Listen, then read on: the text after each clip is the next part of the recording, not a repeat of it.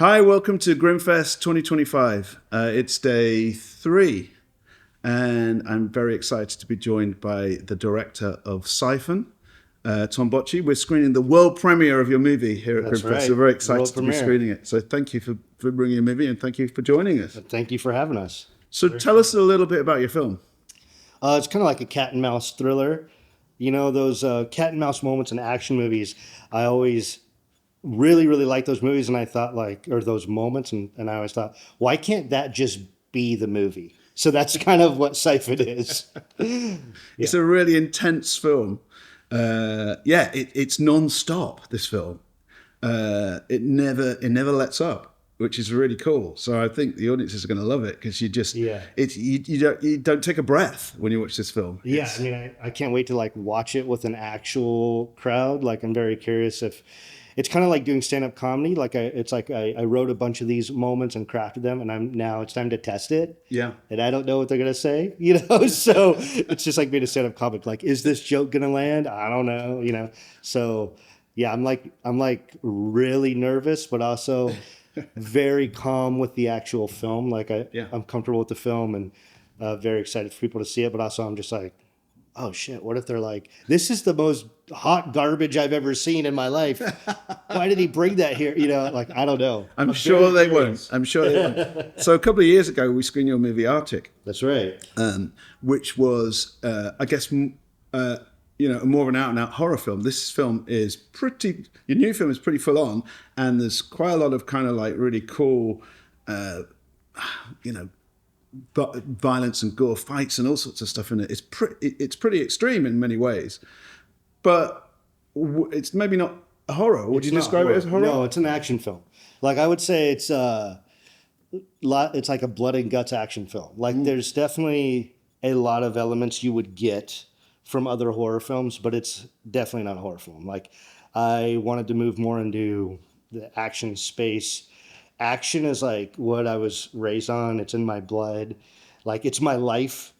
And I wasn't sure if I'd ever get to do another movie. So I told myself, if I'm going to do another one, it has to be action. Yeah. And now that I've done that, I'm kind of fuck, that's all I want to do. I don't ever want to do anything else. I mean, if there's variations of action, I'm down to do that. I've, written a few action comedies I'd love to do. I've written, other thrillers and stuff, but they all have a very big action component, and that just I think action stuff is. I'm always in great admiration of action movies because I think that the visual aspects of shooting action stuff is really tough. Mm-hmm.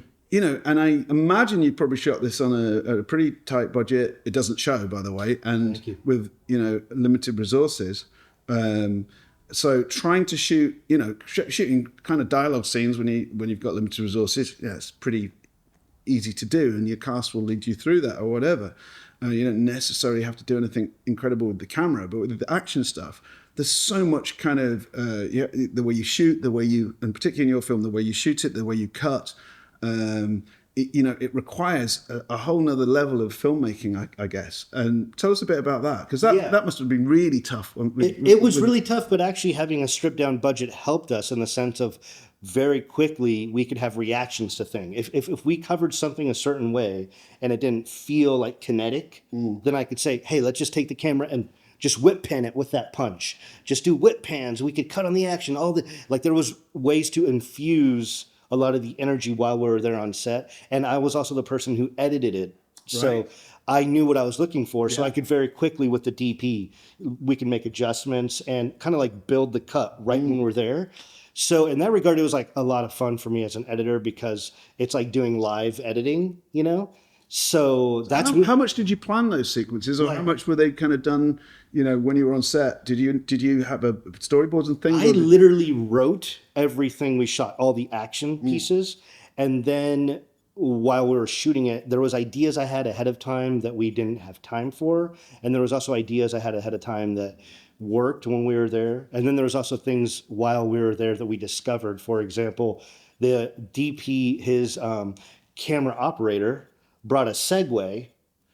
And he would ride the Segway while shooting. So we could get all these zooming shots in and out. That's incredible. So it's like we had a steady cam, which we could not afford. Yeah. And a very fast moving one. So all of a sudden it kind of changed up the dynamic of So could he operate while being on a set? I have no clue. Like every time I was like, this kid is going to fall and crack his skull, but fuck, whatever. He's incredible. So that's how you got some of those incredible shots in the film. Then. Wow. Yeah. So we did not have one steady cam. We just had like a crazy person on a Segway who was carrying a super heavy camera setup, but somehow he was able to keep balance. And that's incredible. I mean, he did a fantastic job. Tell us a bit, because this, nobody's seen this film yet, and we'll talk about the release and stuff in a little while. But tell us a bit about what's the story about. Because we talked about it's an action movie, but what's the basis of the story? So the basis of the story is it starts with the home invasion, and the basis of the story is one character is kind of out for revenge, and there's this home invasion, but we don't really understand why that's taking place. There's a real mystery element to this film as well. There's a mystery element, and as we move along in the story, we start to peel back some layers. And a lot of elements you think you understand change. And that was something that really... In terms of which of these, because it's really about two characters. Yeah. And their relationship between them. But you don't... So your allegiance between these two characters changes a number of times throughout the film. Right. And you feel that, you're not sure what people's motivations for or why they're doing it or who you should be rooting for, which is really interesting. Right, yeah. I think there's a lot of films like Changing Lanes was one where you're not exactly sure who you should be rooting for because the dynamic changes. And I thought with a shorter production time frame, less budget, more of a dynamic based around just two characters, I'd have to work harder to make it something to keep you on your toes. And so that was part of why this story came about, was this idea of like, what if we start with something that you think someone's out for revenge and we grow from there? Like what could happen? Where could I take that? That was like really attractive as I was like writing it, rather than just being like kind of a kick, punch them up. How do I keep the fists, like all the fists flying in the story, but grow with the characters? And will the audience come along with that ride? I mean, I guess I'll find out here. Well, it works really well. So I'm really looking forward to seeing what audience think of it. Where did you shoot? So we shot in Idaho and in this kind of, I don't want to say resort town. It's like a place where a lot of people go. Is that near where you're based? No, it's a couple states away. Yeah. So why did you choose to go there? We're just as a smaller budget indie production, you have to play to your strengths. You have to produce where you can pull strings. And so one of our actors, who was also our producer, Jeffrey Decker, he has a big background there. And so he was able to get us like lots of sets, lots of I've seen him in other films. Yeah. He's really good. I think right now he's really kind of coming onto his own. I think you'll start seeing his face pop up a lot more. He has a lot of stuff in production now that's coming to light, over the next year. So he kind of produces as well as acts? He does produce. He's kind of like everyone else now. We're all kind of like hustlers. You kind of just like run and gun and do what you can where you can. So Idaho, there was a lot of locations in Idaho that worked really well for our story. And also we shot in a couple other areas in Spokane, Washington.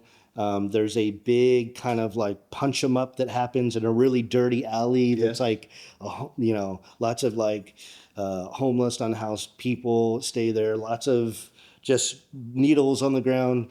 That was not a set. That was a real location. That's a kind of dangerous place to shoot by the sounds of it. It was. We shot in a lot of dangerous places for this film.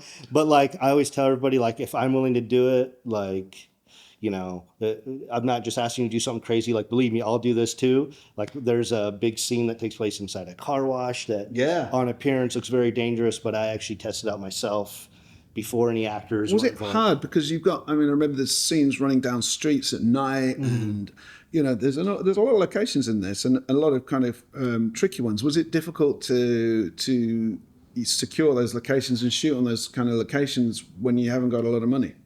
Well, so like you used a couple key words there. You said secure the locations. Yeah. Okay. Yeah. We had the cops called on us like 3 or 4 times. Really? But they were very friendly. So it wasn't my usual And experience. would you did you have to have permits to shoot on those, or did you manage to get away with just kind of shooting? You know, there were a couple places where we did get access to and were granted permission, and then there was a couple other places where we're shooting in an area no one's at, where we were able to get away with just pulling some shots really quick, and then we actually did a couple pickups in LA. And what's funny is in LA, I was hassled a lot less. Which is really funny because normally when they see you in LA, that's where they stop Yes. you. Yeah. But usually in like a smaller town, when you shoot and something like a police officer stops you, what happens is they try to become part of your film. Yeah. Because they're like, you're doing a movie? Do you need someone with a gun? You know, you're just like, what? So it worked to our like advantage this time around for sure. So that was really nice. And yeah, I mean, What about your other lead actor? How Shuhei. did he get involved? we just it was a blind audition, and he just kind of like floored me with his performance. So you didn't know him? I did not know him ahead of time. Shuhei is Japanese, and I think some of the issues we touch on in the film, he really gravitated towards when he read that character, and I mean, he fit the role perfectly, and also It's a very physical film for both of them, exactly. I imagine. Yeah, I mean, it looks physical. Was it, tough having those? I mean, did you use some stunt doubles, or how did you do all the We action? used, This is very physical film. this is really funny, but we used a stunt double only for the driving. Really? Because Shuhei doesn't drive in Right. New York. You don't have to drive in New York. And hopefully he's okay with me revealing that.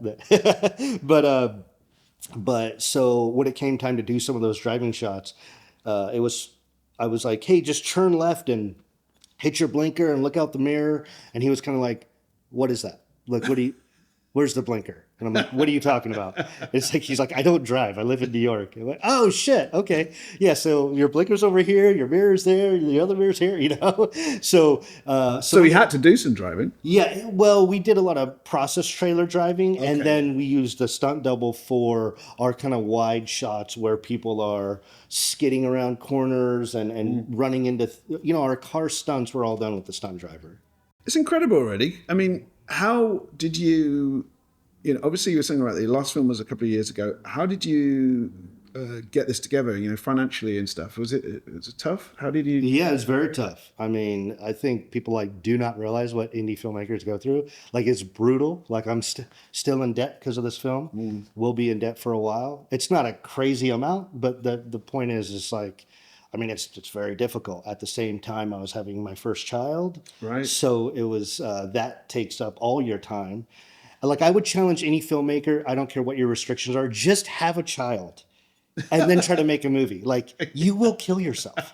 You will not be able to get through it. It's brutal. Yeah. And so, yeah, I mean, that was probably the hardest aspect. Just you're trying to, raise a newborn while also trying to like leave, go shoot, then come back and get this thing churned around in time. And that's just did you raise some private finance to fund the film? It was all financing basically that I had raised myself. Wow. And thankfully we were able to pull this off with such a small budget that it wasn't that insane of an amount that really puts me out for a long time. But that said, it still puts me out. Yeah, well, I mean, you often have to put yourself on the line for independent That's movie kind of making. like, that's part of it. And it's one of those things, that's how you know a movie has to come out of you. Like I said, one of the reasons I desperately wanted to do action films from now and wanted to do this film is because I thought, filmmaking's so hard. If I only get to do one more, what is it I want to do? And that was ultimately Syphon. And But I know you've got some really good companies attached to the film now for the distribution and the sales of the film. Right. So do we know when it's going to get a release, say in the US and in the UK, or anything you can tell us about that? Not yet. We don't know. But I believe I will know soon. So just keep your eyes on the film, on the project. So probably get a release in 2026. I think it's going to be more likely first quarter of 2026. Yeah. But there's a chance it could still come out this year. But but yeah, it's hard to answer that one because I don't know. But I believe soon. But you've got some good people attached there, That's which I hope means that the film is very successful. Yeah. It deserves to be, and then maybe on the back of that, you can get to make your next movie. Yeah, we'll see. Fingers crossed. Have you got some plans for another film? I have. It's one of those things, like, I always have plans for the next film. My first plan is always to not end up homeless and then think of the next film. But yeah, I mean, I definitely have plans for upcoming films, and there's something that I've been wanting and working towards for a long time that I think through Syphon has opened the door to make that happen. Would that be in the action kind of? It's action space as well. So we'll see. I don't have anything ready to announce right this second, but maybe soon. Well, Tom, thank you so much for being with us you. at Grimmfest, and we really look forward to screening the film in a little while. Yeah, thank you for having me. I'm ready.